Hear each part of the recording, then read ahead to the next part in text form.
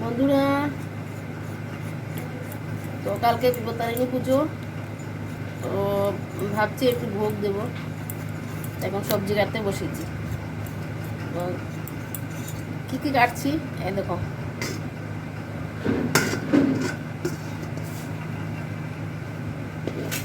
আর এখানে আছে সবজি, এই যে আছে এখানে সবজি। আর এই যে এখানে সবজি কাটছি।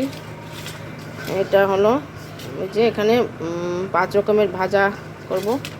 আর এখানে কাটছি, আর এখানে শাক আছে। আর এটা হলো স্কোয়াশ, এটা আমাদের এখানে স্কোয়াশ বলে।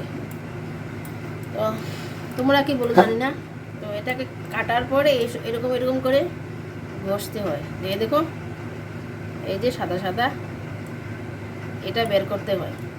এটা বের করলে তখন হাতে লাগে না, না হলে হাত কালো কালো হয়ে যায়।